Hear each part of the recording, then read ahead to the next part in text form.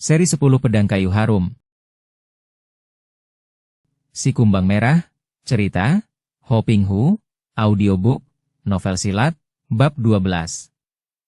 Kota Shulu tidak begitu besar namun cukup ramai dan di kota ini bahkan terdapat sebuah rumah penginapan Hok Lai Koan yang memiliki kamar cukup banyak serta sebuah rumah makan. Karena rumah penginapan ini memiliki rumah makan sendiri, maka banyak orang luar kota kalau terpaksa menginap di kota Shulu lebih senang bermalam di sini daripada di rumah penginapan lain. Kalau di Hok Lai Koan sudah penuh, barulah pengunjung kota itu terpaksa mencari rumah penginapan lain.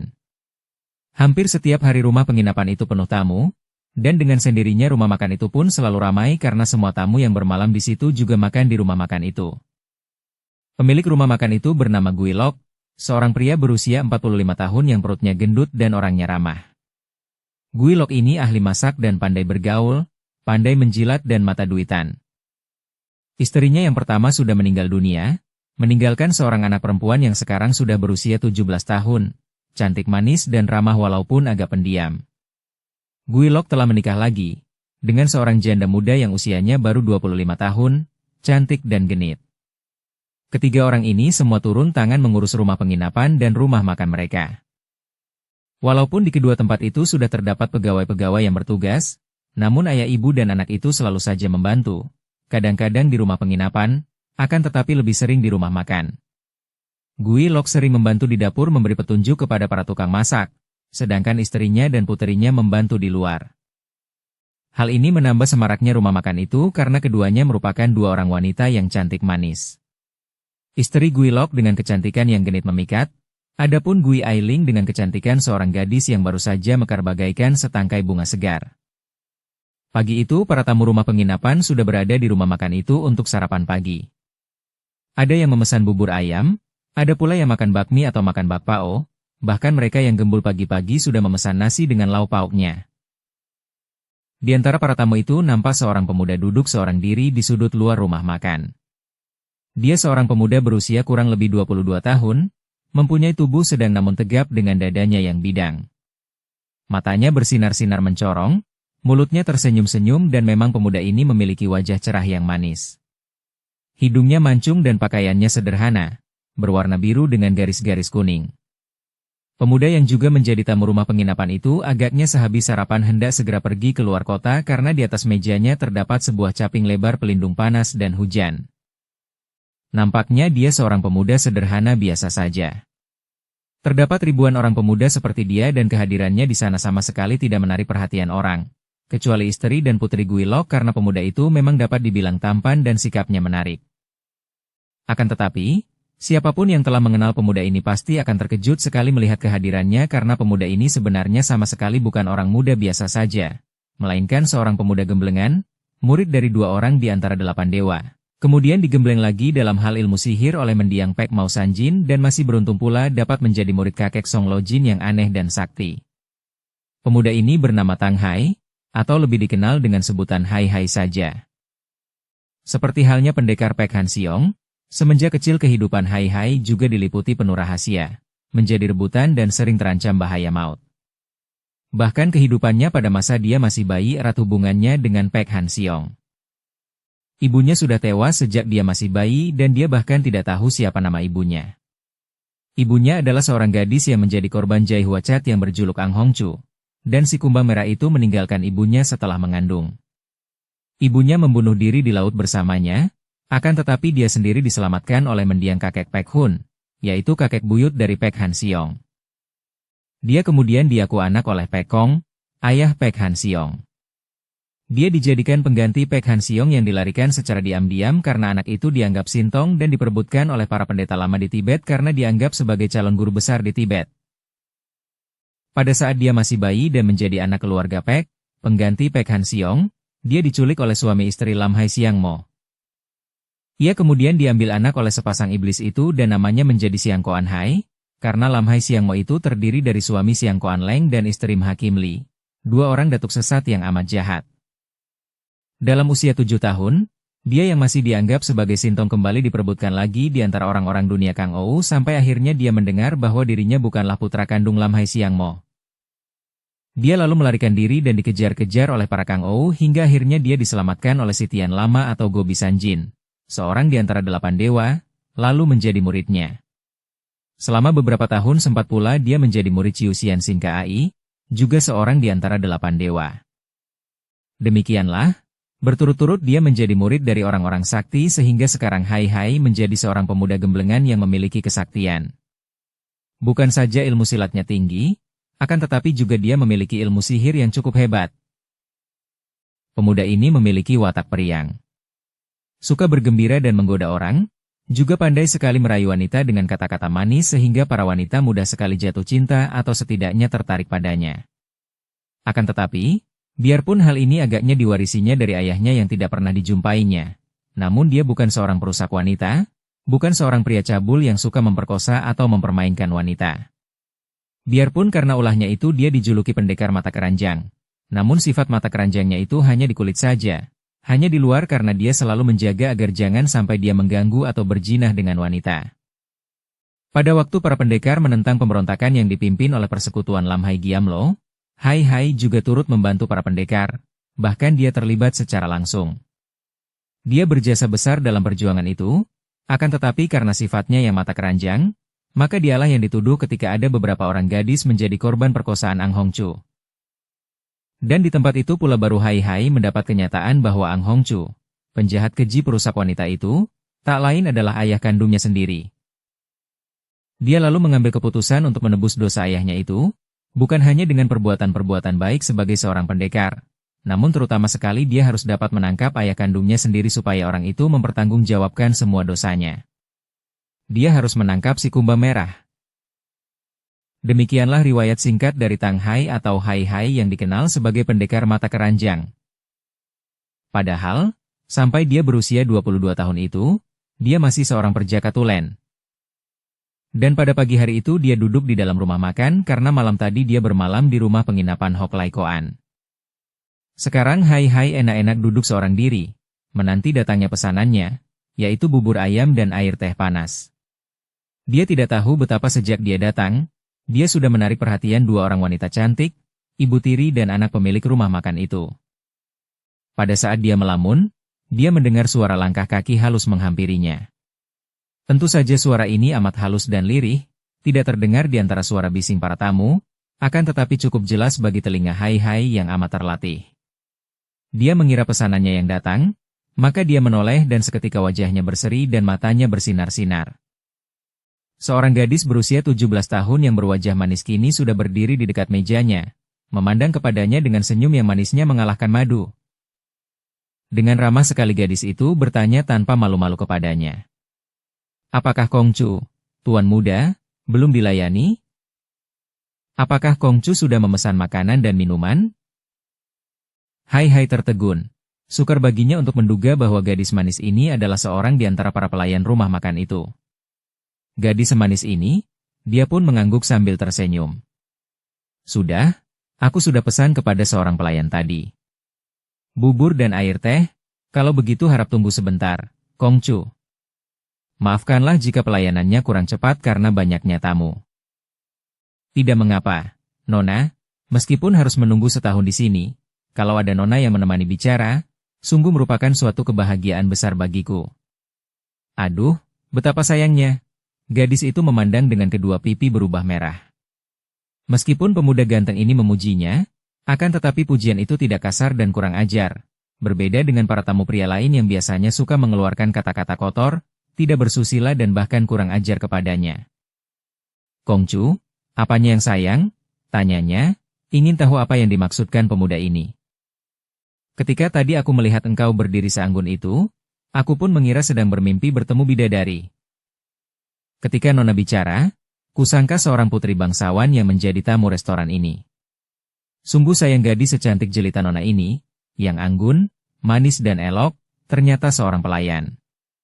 Di sini tempat umum maka Nona tentu akan selalu digoda orang. Mengapa Nona secantik ini tidak tinggal saja di rumah dan melakukan pekerjaan lain? Wajah itu kini berubah semakin merah, akan tetapi bukan karena marah. Kecantikannya dipuji setinggi langit, disamakan dengan bidadari, disangka putri bangsawan. Hati gadis mana yang tak akan berdebar penuh rasa bangga kalau dipuji-puji seperti ini oleh seorang pria yang ganteng? Apalagi pujian itu sama sekali tidak kurang ajar, bahkan mengandung nasihat. "Aih, Kongcu ini bisa saja memuji orang," katanya sambil menggigit bibirnya dan matanya mengerling malu-malu akan tetapi hatinya senang bukan main. "Sebetulnya aku bukanlah pelayan rumah makan ini, Kongcu. Ayahku pemilik rumah penginapan dan rumah makan ini, aku hanya ikut membantu para pekerja di sini." "Ah, kalau begitu aku bersikap kurang hormat dan telah lancang bicara." Hai segera bangkit berdiri dan memberi hormat kepada gadis itu. "Silakan duduk, Nona. Sungguh aku merasa beruntung sekali dapat berjumpa dan berkenalan denganmu. Namaku Hai, dan Nona, Ailing, mari ke sini. Ada tamu datang, sambutlah." Tiba-tiba terdengar suara seorang wanita lain. Namamu Ailing, Nona?"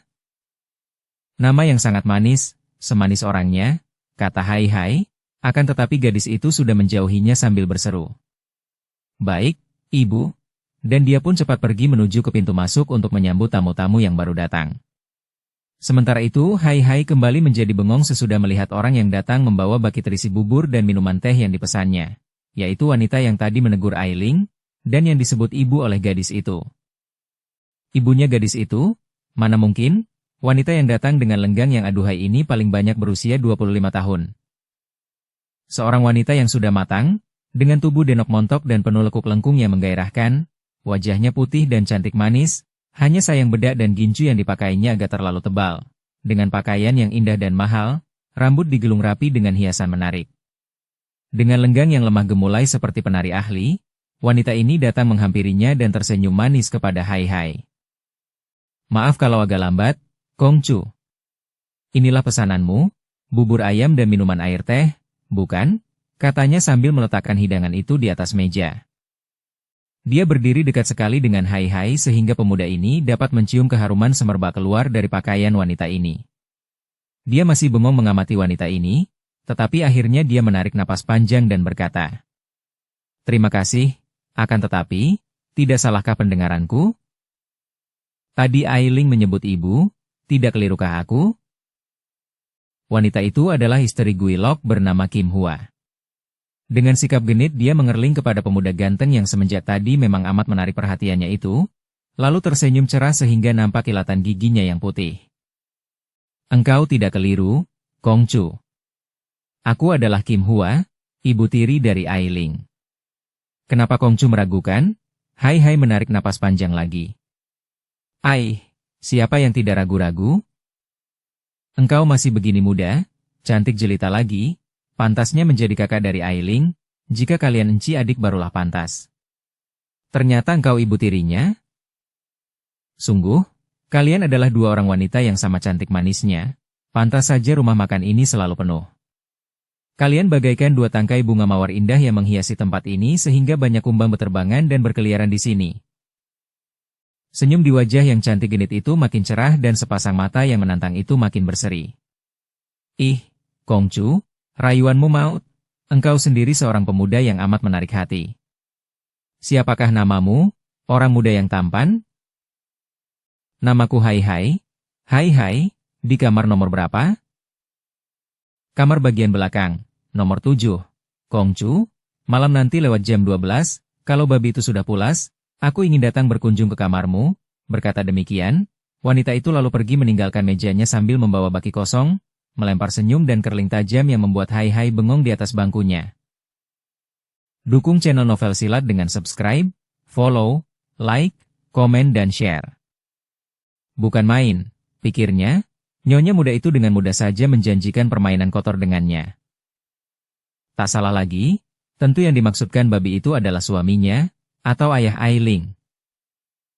Pada saat itu pula dari pintu belakang yang menembus ke dapur justru muncul seorang laki-laki berusia kurang lebih 45 tahun, seorang pria yang bertubuh gendut sekali, dan yang melihat sikapnya tentu dia adalah majikan rumah makan itu. Benar saja, pria gendut itu menggapai kepada Kim Hua dan wanita genit itu segera menghampirinya dan mereka bicara bisik-bisik. Keduanya memandang ke arah tamu baru yang datang dan disambut oleh Ailing. Melihat ini, Hai juga langsung menoleh dan memandang ke arah gadis manis yang menyambut tamu baru itu. Tamu itu seorang lelaki berusia 50 tahun, tinggi besar laksana raksasa dengan pakaian mewah. Seorang hartawan besar, akan tetapi wajahnya menyeramkan dan menakutkan karena kulit muka yang hitam itu penuh dengan bopeng, yaitu cacat bekas penyakit cacar yang membuat kulit mukanya kasar dan kelihatan kotor. Matanya agak besar sebelah, hidungnya amat besar dan mulutnya juga lebar. Akan tetapi lagaknya jelas menunjukkan bahwa dia adalah orang kaya dan royal. Lagak khas seorang hartawan yang yakin akan harga dirinya, yang diukur dengan kepadatan kantungnya. Di belakang hartawan raksasa ini kelihatan 3 orang yang juga tidak menyembunyikan laga mereka sebagai tukang-tukang pukul atau pengawal dari si hartawan tinggi besar. Dengan lengan baju disingsingkan, pinggang dihias golok, dada dibusungkan dan kepala ditegakkan tinggi. Langkah satu-satu laksana harimau berjalan, 3 orang itu seakan-akan memasang kedudukan mereka di atas dada agar semua orang tahu. Dengan sikap manis, seperti kalau menerima tamu rumah makan itu, Ai Ling menyambut 4 orang tamu ini. Akan tetapi sekali ini senyum yang menghias wajah yang manis itu agak dibuat-buat. Di dalam hatinya, gadis ini tidak suka kepada tamu hartawan itu karena hartawan Chua ini sudah terkenal sekali sebagai seorang mata keranjang yang seringkali mempergunakan harta kekayaannya untuk memaksakan kehendaknya. Selain sebagai seorang hartawan, Chua Wanggue ini juga seorang yang dianggap sebagai majikan dari para penjahat yang ada di sekitar kota Shulu. Dengan hartanya dan dengan kekuasaannya karena dia pandai mendekati para pejabat, juga dengan banyaknya tukang pukul yang menjadi pengawalnya, maka dia ditakuti oleh semua orang. Bahkan orang ini menguasai pula semua tempat pelesir di kota Shulu dan kota-kota lain yang berdekatan dengan kota raja. Di samping banyaknya orang yang merasa takut dan diam-diam membencinya, banyak pula orang-orang yang ingin memperoleh keuntungan dari hartawan ini, dan orang-orang seperti ini tidak segan-segan untuk menjilat dan mencari muka. Kalau Gui Lok sendiri dan putrinya, Ai Ling, diam-diam merasa tidak suka bahkan membenci dan takut kepada Chua Wanggue. Sebaliknya Kim Hua selalu bersikap manis terhadap hartawan itu. Dia maklum akan kekuasaan dan kekayaan hartawan ini, bahkan sadar pula bahwa apabila keluarga suaminya tidak membikin senang hati hartawan ini, maka perusahaan suaminya terancam kebangkrutan. Kalau hartawan itu sampai memusuhi mereka, maka tidak sukar baginya untuk memaksa suaminya agar menutup rumah penginapan dan rumah makannya. Dengan menggunakan kekerasan dan siapakah yang akan berani membela suaminya? Semua pembesar di kota Shulu, dari yang paling rendah sampai yang paling tinggi, semuanya telah berada dalam genggaman tangan Chua Wanggue, bagaikan boneka-boneka yang dapat menari menurut kehendak hartawan itu. Ketika makan di rumah makan mereka 3 hari yang lalu, ketika dilayani oleh Kim Hua, hartawan itu sudah membisikkan hasrat hatinya untuk memetik bunga rumah makan itu, yaitu Ai Ling. Mendengar hal ini tentu saja hati Kim Hua diliputi rasa takut. Namun secara diam-diam dia juga merasa girang karena semenjak menjadi istri Gui Lok, sebetulnya dia membenci Ai Ling.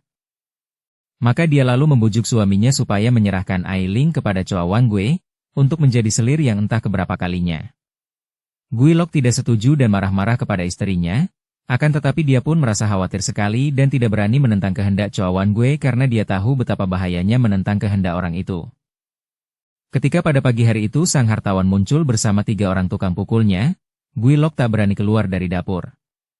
Istrinya cepat menyuruh Ai Ling menyambut tamu baru itu, kemudian dia pun cepat memasuki dapur dan setengah menyeret suaminya keluar. Lihat, alangkah besar rasa cinta Chua Wanggue kepada anak kita, bisik Kim Hua kepada suaminya yang memandang dengan muka agak pucat. Lihatlah sinar matanya kepada Ai Ling. Ai, kalau engkau memiliki menantu dia, maka kedudukanmu tentu akan meningkat tinggi dan di Shulu ini tidak ada seorang pun yang berani kepadamu.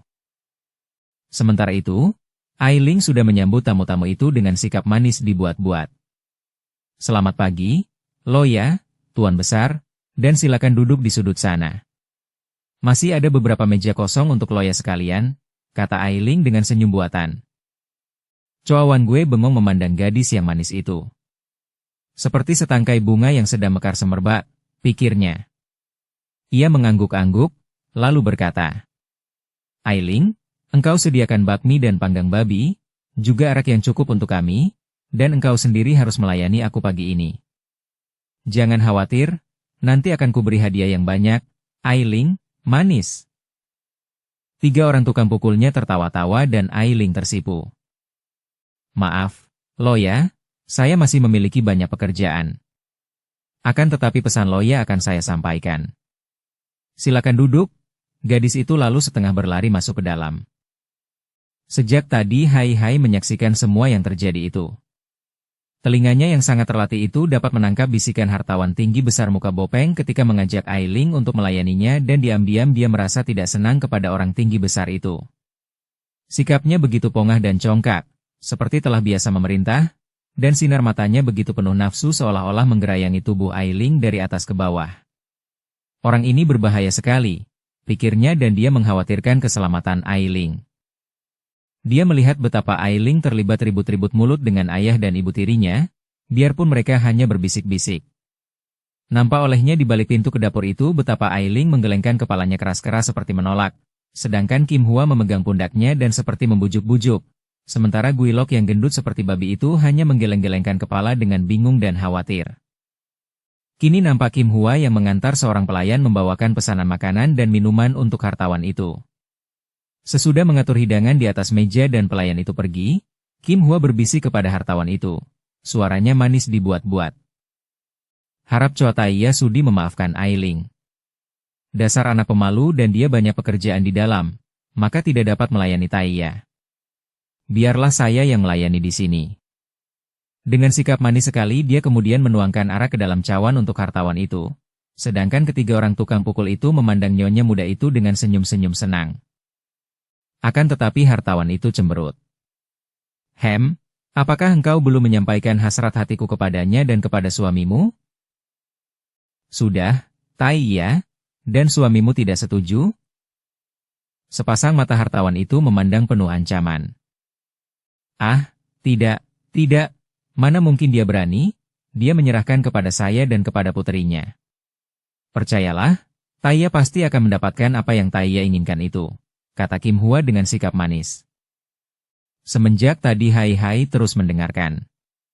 Kebetulan sekali meja yang dihadapi oleh rombongan hartawan itu tidak begitu jauh dari tempat duduknya sehingga pendengarannya yang sangat tajam dapat menangkap semua percakapan itu walaupun dilakukan dengan berbisik-bisik dan lirih. Nyonya Gui, dengar baik-baik. Aku sudah tidak sabar lagi. Malam ini aku akan bermalam di rumah penginapan suamimu.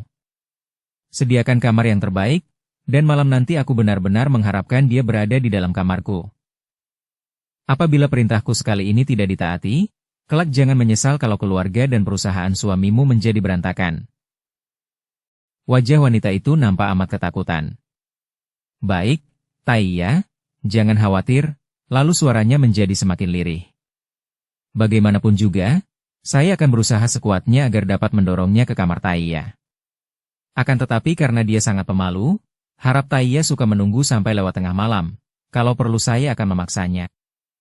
Hartawan tinggi besar itu tersenyum lebar dan menjilati bibirnya, kemudian mengeluarkan sebuah bungkusan dari dalam saku bajunya. Tidak perlu dengan paksaan, kau gunakan ini. Campurkan dalam makanan atau minumannya dan dia akan menjadi mabok dan tidak akan melawan lagi. Kim Hua menerima bungkusan itu, lalu melayani hartawan Choa beserta 3 orang tukang pukulnya makan minum hingga mereka menjadi setengah mabok. Sementara itu Hai sudah meninggalkan rumah makan. Hatinya panas sekali. Hartawan mata keranjang, pikirnya, perusak gadis-gadis orang. Dan wanita genit tak tahu malu itu adalah seorang ibu tiri yang kejam dan jahat, ingin menjebloskan putri tirinya ke dalam lembah kehinaan dan menghidangkan putrinya itu, seorang gadis manis, menjadi santapan si bando tua Choa. Dia harus mencegah hal ini terjadi, pikirnya. Namun karena peristiwa yang direncanakan orang-orang jahat itu baru akan dilaksanakan malam nanti, maka Hai melanjutkan acaranya hari itu, yaitu melakukan penyelidikan dan mencari jejak Ang Hongchu, si kumbang merah, atau ayah kandungnya sendiri, untuk dibekuk dan dipaksanya mempertanggungjawabkan semua dosanya, apalagi terhadap perbuatan hinanya, memperkosa 2 gadis yang amat dikaguminya, yaitu perbuatan yang dilakukannya ketika para pendekar sedang menentang persekutuan Lam Hai Giam. Kedua orang gadis pendekar itu yang pertama adalah Pek Eng, adik kandung Pek Han Siong, putri dari ketua Pek Simpang di Konggoan. Yang kedua adalah Ling Ling atau Chia Ling, putri dari pendekar besar Chia Sun, masih keluarga dari Chin Ling Pai yang tinggal di dusun Chiang Sibun dekat kota raja. Peristiwa aib yang menimpa 2 orang gadis perkasa itu telah mencemarkan namanya, karena dialah yang mula-mula dituduh sebagai pelakunya. Oleh karena itu dia harus bisa membekuk batang leher Ang Hongchu, ayahnya sendiri, lantas menyeretnya kepada 2 orang pendekar wanita itu untuk mempertanggungjawabkan perbuatannya, untuk mencuci bersih namanya sendiri yang hampir saja tercemar dan menjadi busuk. Mencari seorang datuk sesat haruslah menghubungi dunia penjahat, pikir Hai. Maka dia pun tidak ragu-ragu lagi memasuki sebuah rumah judi terbesar di kota Shulu. Rumah judi ini bercat merah dan cukup luas. Ada beberapa belas meja perjudian. Ada permainan dadu, permainan kartu dan machiok. Akan tetapi yang paling ramai dipenuhi orang adalah meja dadu terbesar di tengah ruangan. Banyak sekali tamu yang datang mengadu untung di tempat perjudian itu. Pada waktu Hai masuk dengan memakai topinya yang lebar, segera ada dua orang tukang pukul menghampirinya. Karena dia tidak dikenal dan pakaiannya sederhana, juga mengenakan topi caping yang lebar, maka tentu saja dia dicurigai. Hei, kawan, di sini tidak boleh memakai caping lebar, seperti di sawah saja, tegur salah seorang di antara mereka. Kesini kan, kau titipkan dulu capingmu pada kami. Nanti kalau kau hendak pulang, boleh kau ambil dari kami, kata yang kedua. Hai menoleh. Dia melihat ada dua orang laki-laki tinggi besar dan terlihat kokoh kuat berdiri dengan sikap bengis dan mengancam. Hai tersenyum dan menanggalkan topi capingnya, lalu menyerahkan kepada mereka. Harap jaga baik-baik capingku, karena di sini tidak ada orang yang menjual caping lebar model selatan ini, katanya sambil tersenyum. Seorang tukang pukul menerima caping itu sementara orang kedua memandang Hai dengan sinar mata tajam penuh selidik. Sobat, apakah engkau datang hendak berjudi? Hai tersenyum. Sobat, kalau orang memasuki rumah judi lalu tidak hendak berjudi, lalu mau apa? Siapa tahu, ada saja manusia tolol yang mencoba-coba untuk merampok di pokokan rumah judi kami, hahaha. Hahaha, dan mereka itu dihajar habis-habisan, bahkan ada yang mampus. Mereka tidak tahu siapa kami, kata orang kedua. Hai ikut tertawa. Sungguh tidak tahu diri, merampok sebuah pokokan, itu namanya tidak mengenal kawan sendiri. Akan tetapi aku tidak setolol itu, kawan. Aku datang untuk mengadu untung. Dia menuding ke arah meja dadu yang penuh orang. Nanti dulu sobat, kalau engkau hendak berjudi, maka engkau harus mempunyai modal. Nah, sekarang perlihatkan dulu modalmu. Maklumlah, engkau orang baru dan kami harus berhati-hati. Hai tersenyum. Memang ada dia membawa uang, akan tetapi tidak cukup banyak. Dia bukanlah seorang kaya yang banyak uang. Dia mengeluarkan beberapa uang logam tembaga yang tidak seberapa banyak, hanya segenggam dan harganya tentu saja tidak seberapa pula. Akan tetapi pandang matanya mencorong ketika memandang kepada dua orang itu dan dia berkata sambil tertawa. Lihat, cukupkah modalku ini? Dua orang itu melihat Hai membuka tangannya dan mereka pun terbelalak melihat segenggam uang emas berkilauan pada telapak tangan pemuda itu. Segera sikap mereka berubah dan mereka berdua membungkuk-bungkuk. Wah, lebih dari cukup, Kongcu. Silakan, kata mereka sambil mengundurkan diri dan menyimpan caping Hai di tempat yang memang sengaja disediakan untuk orang menaruh segala barang bawaan yang tidak diperlukan di situ seperti topi, payung, jubah dan lain-lain. Dengan langkah seenaknya Hai langsung menuju ke meja dadu. Dia melihat betapa tempat judi itu dilayani oleh banyak wanita muda cantik yang bersikap genit. Akan tetapi yang menjadi bandar adalah lelaki yang kelihatannya lihai sekali dalam mempermainkan dadu. Dia mendesak di antara banyak orang dan dapat melihat apa yang terjadi di atas meja judi putar dadu itu. Semua orang sudah memasang taruhan mereka di atas meja, di mana terdapat gambar dan nomor-nomor yang telah dipasang orang, yaitu nomor 2 sampai dengan 12. Dadu yang diputar ada 2 buah, masing-masing dadu memiliki 6 permukaan yang digambar totol-totol merah, dari 1 sampai dengan 6. Tidak ada yang memasang taruhan pada nomor-nomor 2, 3, dan 12. Meskipun bukan seorang penjudi, namun Hai yang cerdik segera memperhitungkan kenapa tidak ada orang yang memasangkan taruhannya pada 3 nomor itu. Tentu saja, karena kemungkinan keluar ketiga nomor itu hanya masing-masing 1 kali saja. Untuk nomor 2 hanya jika keluar 1 tambah 1, nomor 3 kalau keluar 1 tambah 2, dan nomor 12 kalau keluar 6 dan 6. Demikian pula nomor 11 tidak ada yang memasang, karena nomor 11 hanya keluar 1 kemungkinan, yaitu 6 dan 5. Akan tetapi nomor-nomor lain, dari 4 sampai 10, mempunyai 2 kemungkinan keluar. Karena itu mereka semua hanya memasangkan uang mereka pada nomor 4 sampai dengan 10. Dan yang menang akan mendapatkan 3 kali lipat dari uang taruhannya. Kelihatannya saja menguntungkan sekali.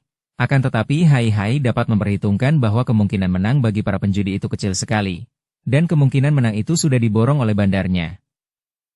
Bayangkan saja, kemungkinan keluar dari 2 dadu itu sebanyak 18 nomor sehingga kesempatan menang dari setiap pemasang adalah 2 lawan 18, atau 1 lawan 9. Akan tetapi imbalannya kalau menang hanya 1 mendapat 3. Hai memandang kepada bandar di meja judi itu, seorang lelaki pendek gendut yang selalu menyeringai. Setelah semua orang meletakkan taruhannya, bandar cepat memutar 2 buah dadu di dalam sebuah mangkok. Lantas dengan cekatan dia menelungkupkan mangkok itu di atas meja, dengan 2 buah dadunya tertutup di bawah mangkok. Hayo tambah lagi taruhan, masih ada kesempatan, tantang bandar itu, dan 4 orang pembantu wanita yang cantik-cantik, dengan gaya masing-masing turut membujuk penjudi yang banyak uang untuk menambah taruhan mereka. Memang pasaran taruhan menjadi semakin ramai bila mana mangkok itu sudah ditelungkupkan, tinggal dibuka saja. Meja itu kini penuh dengan uang taruhan yang ditumpuk-tumpuk. Awas, mangkok akan segera dibuka. Perhatikan baik-baik. 1, 2, 3. Dengan sangat cekatan tangan si pendek gendut membuka mangkok dan 2 buah dadu itu jelas memperlihatkan angka di permukaan mereka, yaitu angka 1 dan 2. 3. Teriak bandar dadu dengan alat pengeruk di tangannya. Dan tentu saja dia mengeruk semua uang yang bertumpuk di atas meja karena tidak ada seorang pun yang memasang nomor 3. Para pelayan wanita sibuk pula membantunya dan ada beberapa orang pembantu lagi mengatur uang kemenangan itu dalam tumpukan-tumpukan yang rapi, memisah-misahkan mata uang itu dan menghitung-hitung. Silakan pasang lagi, pasang lagi. Siapa tahu sekali ini pasangan Anda tepat mengenai sasaran. Pasang 100 mendapatkan 300, pasang 1000 mendapatkan 3000. Teriak beberapa orang gadis cantik pelayan meja dadu itu. Sebuah tangan yang halus menyentuh lengan Hai. Pemuda ini menengok dan dia terpesona. Gadis ini cantik bukan main. Beda pada mukanya tidak setebal gadis-gadis yang lain dan agaknya darah ini baru saja tiba di situ karena tadi dia tidak melihatnya di antara para gadis pelayan. Juga pakaiannya sangat berbeda. Gadis ini lebih mewah dengan hiasan rambut terbuat dari emas permata. Matanya sungguh indah, seperti mata burung hong. Usianya tentu tidak lebih dari 20 tahun. Kongcu, mengapa tidak ikut bertaruh? Kulihat engkau orang baru, biasanya orang baru akan selalu menang. Hai tersenyum. Gadis ini ramah sekali dan wajahnya amat menyenangkan. Juga bau semerbak harum yang keluar dari pakaian serta rambutnya amat sedap, tidak menyolok. Bersambung ke bab 13. Dukung kami dengan subscribe, follow, like, komen dan share. Terima kasih.